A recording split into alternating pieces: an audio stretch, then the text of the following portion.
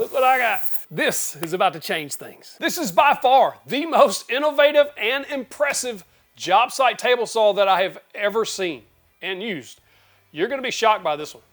Let's go. If you'd like to check out any of these tools you see in the video, especially this saw, link in the description and the pinned comment to help you find them easier. I would probably just buy now and then come back and watch the video. It's that good. Before we dive into these features that are gonna blow your mind on a contractor saw, who is Evolution Power Tools? I've never heard of them until I bought this saw. I was on Amazon, I thought, what is that cool looking saw? But is it a cheap knockoff or is this a new company? What is this? I'm gonna go ahead and order it and take a chance, but then I did some research. This company was founded in 1992. I was in the 9th grade. They started out making steel fabrication products and then evolved into making various other type products like this. Now they're starting to bring some of their tools to the US and they're coming in screaming like a lion. This thing is amazing. Let's check it out. All right, out of the box, first and foremost, it's well packed. I appreciate that. There's a lot of padding around it so nothing moves. There's even a lot of padding up and around that motor so it doesn't get jostled around. So I'm glad to see that. There is some slight assembly to do right out of the box, but it's very minor. First and foremost, you put the handle on for your rack and pinion fence.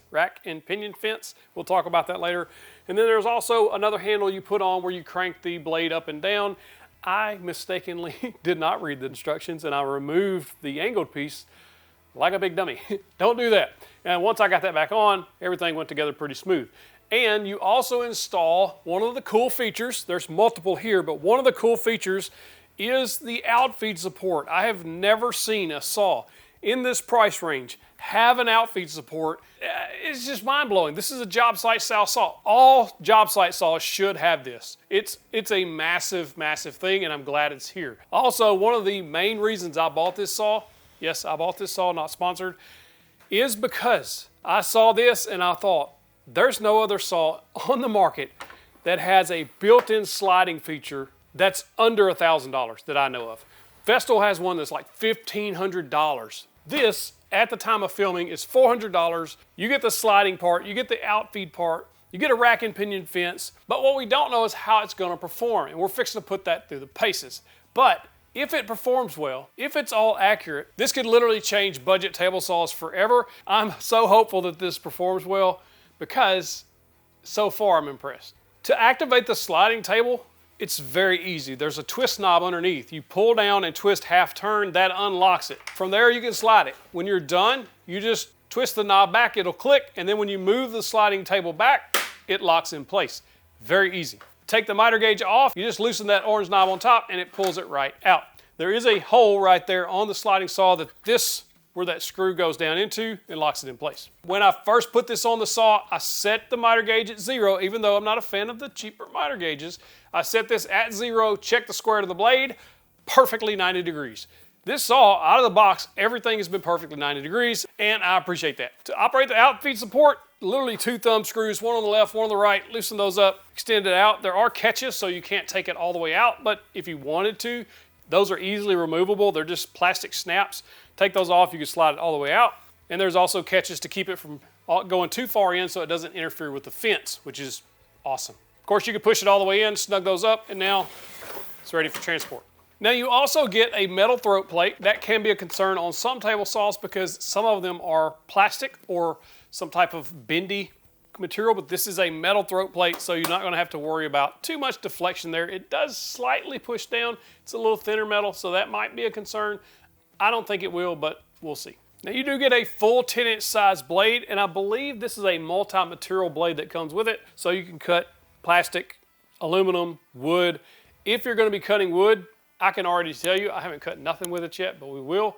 I can already tell you, probably better pick up a better blade if you want really good results. I personally like CMT chrome blades. It's just a good all-around blade, and I'll link to some of my favorites in the description. I'll do good, better, and best, depending on your budget, so you can check those out. This does come with a riving knife pre-installed, and thankfully, you can completely remove it. And from what I'm seeing on this arbor, it looks long enough to accept a dado stack, and we're gonna find that out later. Some table saws Hercules. You can't take this off, and I don't care for that. Another cool thing about the riving knife, not only can you remove it completely, you can also loosen these two bolts and move it so that you can line it up with the blade perfectly if it should be out of line. One very cool feature that I was not expecting is the angle adjustment is gear driven, so you can really dial in the exact angle or bevel that you're going to need and then lock that in place. A lot of the saws in this price range, you have to basically slide it to position and then lock it in, but I do really, really like this gear driven. I think that's a better way to do it. And then of course you got your blade raise and lower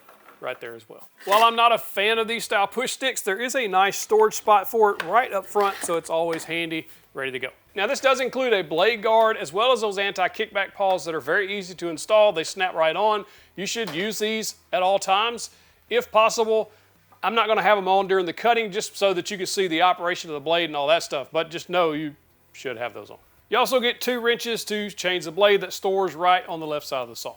Now, normally I would call this the star of the show, the rack and pinion fence, because on these smaller saws, these are almost imperative. I can't stand the old style fences that just wobble and move. There's just not enough distance there for a good T-glide style fence like the saw stop or any bigger saws, cabinet saws have. This is the way to go with these small saws because it's gear driven.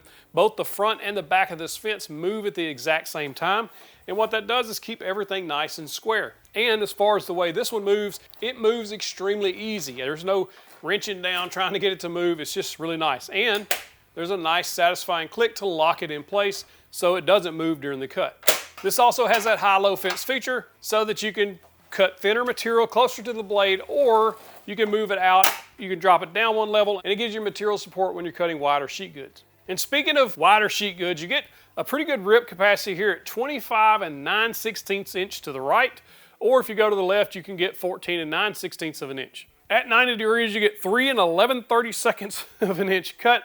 Very specific there, and the max depth of cut is 2 and 5/16 at 45 degrees. This is a 15 amp motor, so we should get plenty of power, and it's spinning at a 3,300 RPMs with no load on it, on par with most saws in this price range. All right, out of the box, this thing is square, so the blade is square to the table, and the blade is also square to the miter slots. I haven't seen this on any saw, not just one in this price range. Underneath, on the back side of the motor, there's a bolt that you can loosen or tighten, and it will move the back of the motor left or right so that you can square this blade up to the miter slot. I haven't seen that, and I love it, because a lot of times you have to loosen 4 or 5 bolts to get the thing to start moving, and then tighten all those down, and it's kind of a pain to adjust the motor of a saw so that it squares it up to the miter slot. This is a very welcome thing to have. Even though mine was square, if it wasn't, it would be easy to fix. And the fence is also square to the blade, so everything's squared up here, we're good to cut. And it come that way, so that's always nice. Now let's go put this through the test. I still have the stock blade on there. We'll do some cuts with it to see how it performs just out of the box, but then we're gonna put a better blade on there because I think we're gonna need to. First power on, let's see what she says.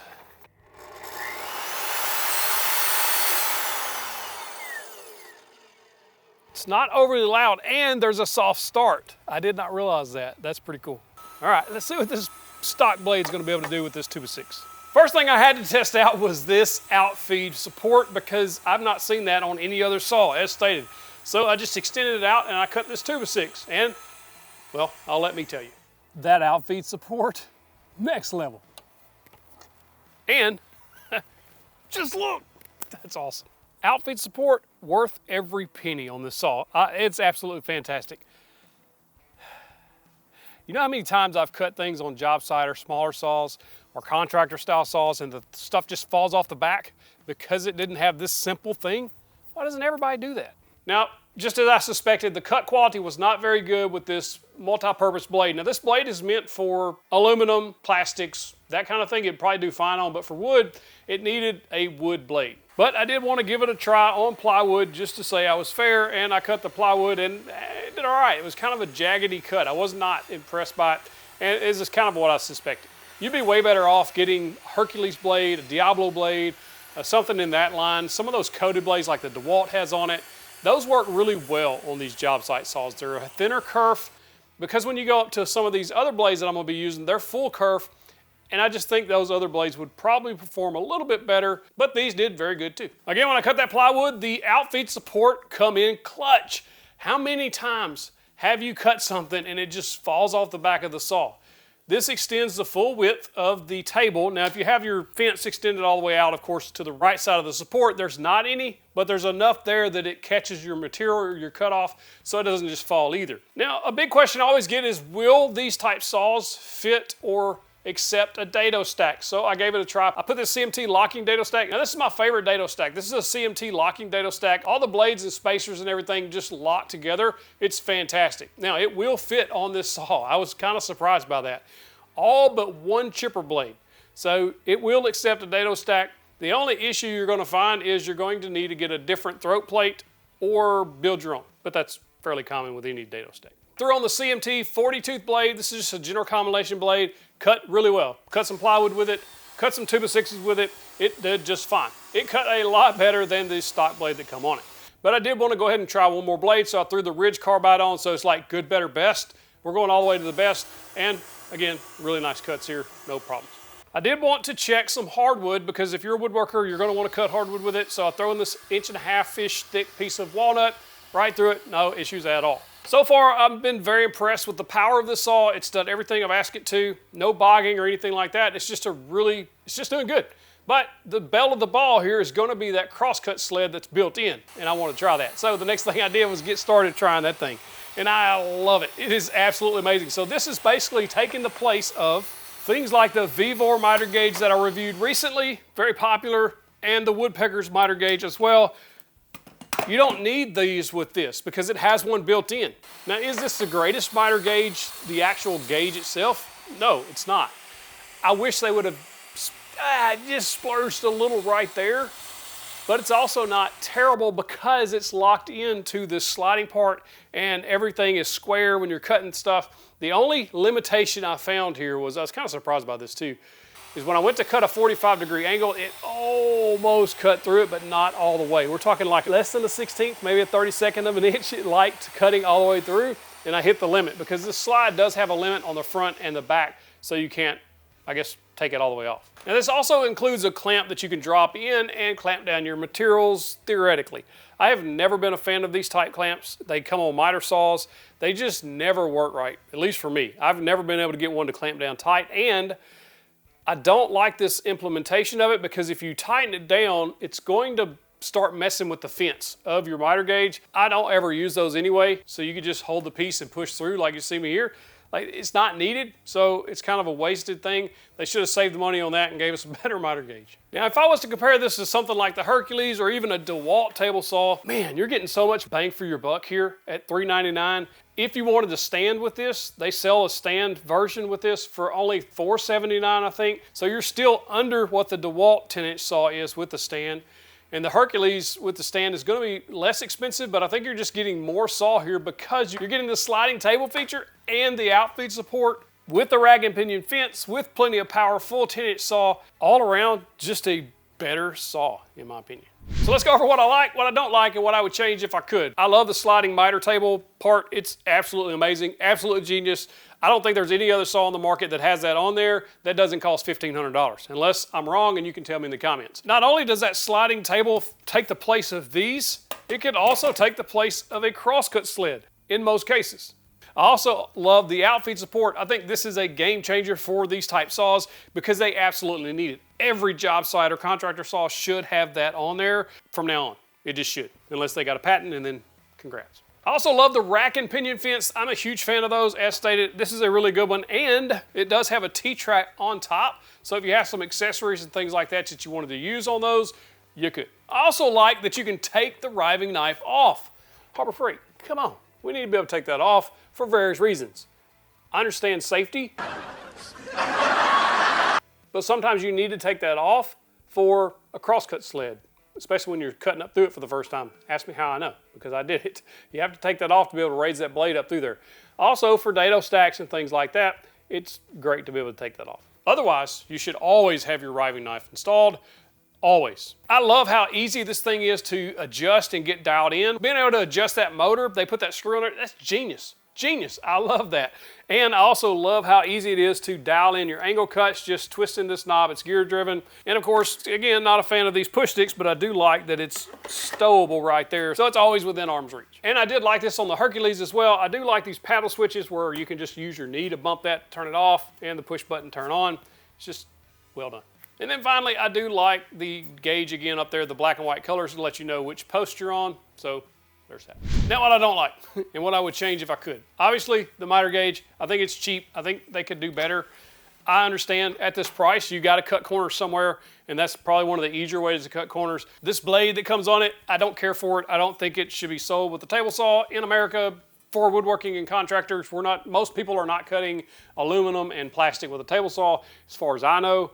Maybe you are, let me know in the comments. And another minor quip that I have with this is I wish the throat plate was a little bit stiffer. There is a little bit of give there. So if you're cutting a lot of smaller parts next to the blade, this might cause some problems. Unless they have a lot of these in stock stateside, I suspect this is gonna sell out. I can't believe this saw is $400. That's where I'm at with this. I have tested a bunch of different tools over the years, different saws, and this one, for this price, I can't believe they're selling it for $399 without the stand, $479 with the stand, with all of these features: Outfeed, cross cut, rack and pinion fence, plenty of power. If you want a really good table saw, this is a must buy. You get 3 years of warranty as well, so if you're worried about longevity, and the company's been around since 1992, so it's not a new thing, I'm confident with this one. I'd be confident making this purchase. I did. You're just gonna need a different blade. It's pretty much all you have to upgrade. If you're in the market for this saw, you gotta check out the Skilled Table Saw review right there and the Harbor Freight Table Saw. Either one of those, if you click them, you get a big old virtual fist bump.